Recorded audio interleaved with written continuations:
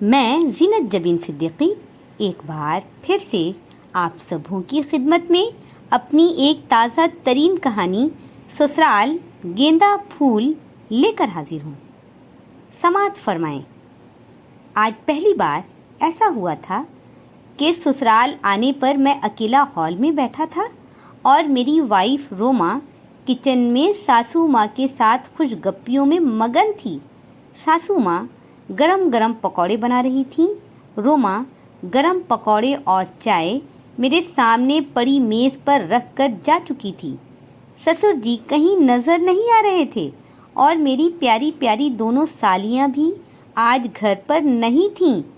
मैं रोमा से पूछ भी नहीं पा रहा था कि तुम माँ से किन बातों में लगी हो। वो भी तो वैसी ही थी। अपने घर आने के बाद मेरी खैर खबर उसे कहाँ रहती थी। मैं तो ससुर जी, सासू माँ और दोनों प्यारी प्यारी सालियों में मगन हो जाता था। वो लोग तो मेरे सामने बिछे जाते थे। मुझे हथेली का छाला बनाकर रखा हुआ था, मगर आज तो किसी को मेरी फिक्र ही नहीं थी। मुझे फ़ोन करके बुलाया गया था। अब आ गया तो सब पता नहीं कहाँ निकल पड़े थे। अरे, आपकी चाय तो ठंडी हो गई। रोमा किचन से निकलकर मेरे पास आई तो चाय पर नज़र पड़ते ही कहने लगी, हाँ हो तो गई। मैं पकौड़े में लगा था। मैं एक पकौड़ा उठाते हुए बोला, अच्छा मैं दूसरा कप ला दूंगी। वो मेरे बगल बैठ गई। फिर राजदारी से बोली, मंजली का रिश्ता देखा है बाबा ने। अभी रोमा इतना ही कह पाई थी कि सासू माँ किचन से निकल आईं और लगी लड़के की तारीफ करने। रोहन ऐसा, रोहन वैसा, ऐसा घर, ऐसी शक्ल सूरत, इतनी पढ़ाई, इतनी कमाई। 3 घंटे तक सिर्फ और सिर्फ रोहन की रुपहली बातें ही बताती रहीं और मैं मुस्कुरा मुस्कुरा कर सुनता रहा। सुनते सुनते मेरे कान दुख गए, मगर रोहन की तारीफ करते सासू माँ की ज़बान नहीं दुखी। इतनी तारीफ सुनने के बाद मेरे दिल में रोहन के लिए जलन सी होने लगी। अभी वो दामाद बना नहीं था और उसकी तारीफ में ज़मीन आसमान एक किया जा रहा था। मुझे रोहन से जलन तो होनी थी। मुझे ससुराल नाम की इस रियासत से, जिस पर मैं 3 साल से हुकूमत कर रहा था, अब ऐसा लगने लगा था जैसे इस रियासत से हाथ धुलवाकर अब मुझे चलता कर दिया जाएगा और मेरी जगह उस रोहन की हुकूमत कायम हो जाएगी। रात घर आकर मैंने फैसला कर लिया था कि अब ससुराल से दूर ही रहना है। अरे, ऐसा भी क्या जो अभी दामाद बनकर आया भी नहीं, उसके लिए पहले वाले दामाद को नज़रअंदाज कर दिया जाए। सासू माँ तो रोहन की शक्ल सूरत की ऐसी तारीफ कर रही थी जैसे मैं अफ्रीका के जंगलों से भागकर उनकी बेटी से शादी करने आया था और वो रोहन को काफ का शाहजादा हो। सासू माँ तो सासू माँ, जितनी मर्जी तारीफें करें, मगर ये रोमा भी कुछ कम नहीं थी। रोहन की फोटो दिखा दिखाकर कितनी बार कह चुकी थी, देखो कितना स्मार्ट है, खुद को कितना फिट किए हुए है, और एक तुम हो, अपने ऊपर जरा ध्यान नहीं देते, देखो पेट कितना हो गया है। वो तो मुंह फुलाकर बैठ गई थी। फिर मुझे वादा करना पड़ा कि कल से रोज वॉक पर जाऊंगा, एक्सरसाइज भी करूंगा। तब जाकर उसका फूला हुआ मुंह अपनी पहली सूरत में आया। 2 दिन बाद ससुर जी का कॉल आ गया। कह रहे थे, शाम रोमा को लेकर इधर आ जाओ, रोहन भी आ रहा है, मिलकर बातचीत हो जाएगी। मैं भी खुश हो गया कि चलो तस्वीर से निकलकर ये रोहन कैसा लगता है आज पता चल जाएगा। आज मैं तैयार होने में वक्त लगा रहा था। दामाद हूँ ये बताना चाहता था उन लोगों को, वरना अक्सर मैं वक्त से पहले पहुँच जाया करता था। आज रोमा तैयार होकर बार बार जल्दी करो की गर्दान लगा रही थी और मैं एक शर्ट उतारकर दूसरी पहन रहा था। इसी उतार और पहन के चक्कर में ससुराल पहुंचा तो रोहन की गाड़ी मेरी गाड़ी से पहले ससुराल पहुंच गई थी। ससुर जी, सासू माँ और ये कमबख्त छुटकी रोहन के सामने बिछे जा रहे थे सब। मेरी तो किसी को परवाह ही नहीं थी। छुटकी ने तो गिरगिट की तरह रंग बदला था। सिर्फ हेलो कहकर रोहन के साथ पुरानी एल्बम देखने में मगन रही। मैं चुपचाप सोफे पर टिक कर बैठ गया। रोहन की एक तरफ मंझली और दूसरी तरफ छुटकी बैठी थी और मीठी मीठी बातें करती प्यारी प्यारी प्यारी मुस्कान लुटाती रही थी। मैं पुराने फर्नीचर की तरह एक तरफ पड़ा था, चुपचाप सिर्फ सबकी बात सुन रहा था। ससुर जी बार बार कूक की बोतल से रोहन के सामने रखे ग्लास को भर रहे थे। छुटकी बीच बीच में फ्राई किया काजू रोहन के मुंह में डाल रही थी। सासू माँ इस बात पर बजिद थीं कि एक चम्मच गाजर का हलवा और खाओ बेटा, और मेरी तो किसी को परवाह ही नहीं थी। मेरे सामने गाजर का हलवा वही पुराने कटोरे में परोस दिया गया था। काजू भी था, मगर मुझे अपने हाथों से खाना था। छुटकी पर तो मुझे ज्यादा खार था। अरे एक बार तो कहती, जीजा जी एक काजू और ले, मगर नहीं, उस रोहन के बच्चे के मुंह में काजू डाल रही थी और मुझे चारा लगाकर भूल गए थे सब। मैं दिल ही दिल में उस रोहन को बुरा भला कह रहा था। कमबख्त की वजह से ही तो ये दिन मुझे देखना पड़ रहा था, वरना ये छुटकी तो मुझ पर जान देती थी। जान तो मंजली भी देती थी, मगर अब वो क्या करती? उसकी जान आज उसके सामने था तो मेरी कोई हैसियत कहाँ रही थी। रोहन की इस कदर इज्जत अफजाई देखकर मैंने ये फैसला कर लिया था कि अब ससुराल उसी वक्त जाऊंगा जब वहां से शाही फरमान यानी बुलावा आएगा। अभी मैं शाही फरमान के इंतजार में ही था कि एक दिन रात के खाने के बाद रोमा मेरी फेवरेट फिल्टर कॉफी मुझे पकड़ाते हुए मुंह बनाकर बोली, आज बाबा का फोन आया था, कह रहे थे आजकल तुम उन लोगों से ढंग से बात नहीं करते, अभी बिजी हूँ कहकर फोन काट देते हो। हाँ, काम के वक्त फोन करेंगे तो यही कहूँगा ना। मैं काफी पकड़ते हुए जरा तुनक कर बोला, तो बाद में कॉल करके बात करनी थी कि नहीं?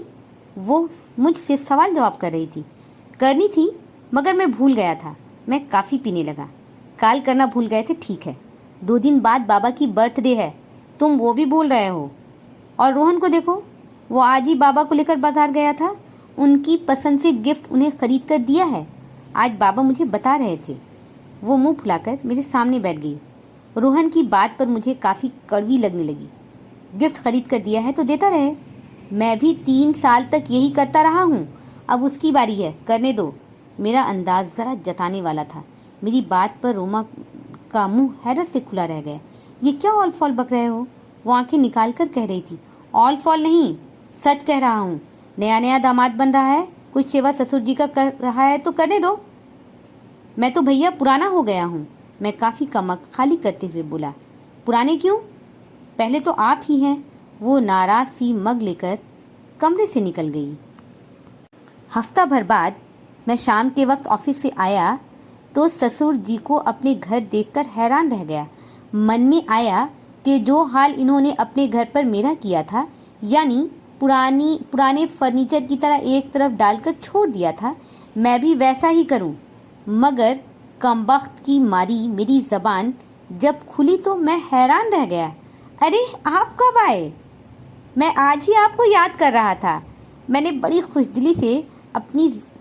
बड़ी मुश्किल से अपनी जबान को आगे चलने से रोका था, वरना वो जाने और क्या क्या राग अलाप कर रख देती। लो, तुमने याद किया और मैं आ गया। इसे कहते हैं दिल से दिल को राह होना। बाबा भी बड़ी खुशदिली से कह रहे थे। वैसे अचानक कैसे आना हुआ? मैं सोफे पर उनके बगल बैठता हुआ पूछ रहा था। वो रोहन कल से बुखार आ रहा था, सोचा उससे मिल आऊं। रोहन के नाम पर मेरे कलेजे में फिर से जलन होने लगी। मैंने अपना हाथ सीने पर रख लिया। क्या हुआ बेटा? मुझे ऐसा करते देख ससुर जी मुझसे पूछ रहे थे। कुछ नहीं, बस जरा सा दर्द हो रहा है। मैं मुंह बनाकर बोला। ओ, गैस का दर्द है, कोई हाजमे का चूरन ले लो। वो इतना कहकर अपने फोन पर लग गए। मैंने इतनी जबरदस्त एक्टिंग की थी मगर उनको कोई फर्क नहीं पड़ा। हाजमे का चूरन खा लो कहकर मोबाइल पर लग गए और रोहन को बुखार आने पर उसे देखने गए थे। सच, मेरी अब कोई हैसियत ही नहीं रही। मैं दिल ही दिल में सोचकर कुढ़ रहा था, मगर मैं तो था अपने नाम का एक ही, अपनी हैसियत मनवा कर रहूंगा। मैं दिल में ठान कर फिर से पहले वाला दामाद बनने का सोचने लगा। मैं अपनी ससुराल नाम की रियासत पर हुकूमत खोना नहीं चाहता था, इसीलिए मंजली की शादी की सारी तैयारियों में बहुत पेश रहने लगा। शादी की सारी जिम्मेदारी मैंने उठा रखी थी। बड़े ताऊ, फूफा जी, चाचा जी और मामा मामी सब की ज़रूरतों का ख्याल रख रहा था मैं। ससुर जी सबके साथ बैठे गपशप लगा रहे थे और मैं हुकूमत कायम रहे के चक्कर में कोल्हू का बैल बना हुआ था।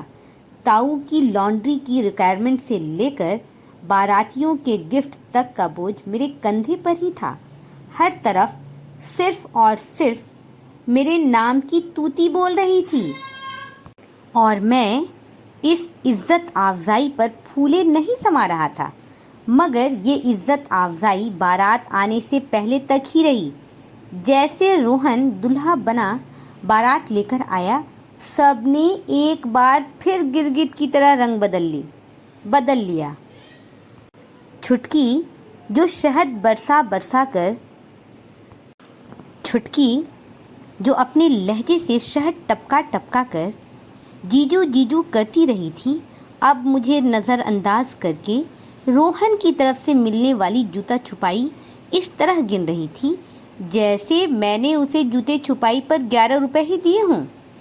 ताऊ, फूफा, मामी, मामा सब रोहन पर सदके जा रहे थे और मैं फिर से वही था। अरे भाई, वही पुराना फर्नीचर और क्या। दिल एक बार फिर रोहन की आग में जलने लगा था। मैं अपनी रियासत में हुकूमत करना चाहता था मगर कोई करने कहाँ दे रहा था। मैं रुखसती के बाद एक बार फिर यही सोचकर घर आया था कि अब जब तक शाही फरमान नहीं आता मैं ससुराल नहीं जाऊंगा। और इस बार तो 10 दिन के बाद ही शाही फरमान आ गया। मैं आज भी एक के बाद एक शर्ट उतारता और पहनता रहा। ससुराल पहुंचा तो आज एक की जगह 2 गाड़ियां मेरी गाड़ी से पहले लग चुकी थी। मैं गाड़ी से उतरकर अंदर जा रहा था कि रोहन पर नजर पड़ गई, जो मुंह सुखाए बाहर की तरफ जा रहा था। हमेशा जो बड़ी तपाक से मुझे देखते ही हेलो कहता था, आज बड़े धीमे से लहजे में हेलो कहा और बाहर निकल गया। मैं कुछ देर उसे जाते हुए देखता रहा, फिर अंदर आ गया। अंदर छुटकी के साथ एक बंदा बैठा था। मैं सर से पैर तक उसे देख ही रहा था कि उस बंदे के सामने रखी खाली ग्लास में कूक डालते हुए ससुर जी ने बड़ी खुशदिली से उसका तारुफ कराया। कार्तिक, इससे मिलो, यह है मंजीत। मंजली की शादी पर हमारी छुटकी को पसंद किया था। आज उसके घर वालों ने बात की है। मैं 1-2 दिन में इन दोनों की मंगनी करने का सोच रहा हूँ। मैं समझ गया रोहन के उतरे हुए चेहरे का राज। अभी तो बेचारे की ठीक से औ भगत भी नहीं हुई थी और ये मंजीत आधम का। मेरे दिल से अपनी ससुराल नाम की रियासत से हुकूमत ख़त्म होने का डर दूर हो गया था। मैं खुशदिली से मुस्कुराता हुआ मंजीत को गले लगाने लगा। मेरी आज की कहानी यहीं ख़त्म होती है। मैं अपनी अगली वीडियो में अपनी एक ताज़ा तरीन कहानी लेकर जल्द हाजिर होती हूँ। जब तक के लिए मुझे इजाज़त दें। अपना ध्यान रखें, अपनों का ध्यान रखें। फ़ी अमानिल्लाह।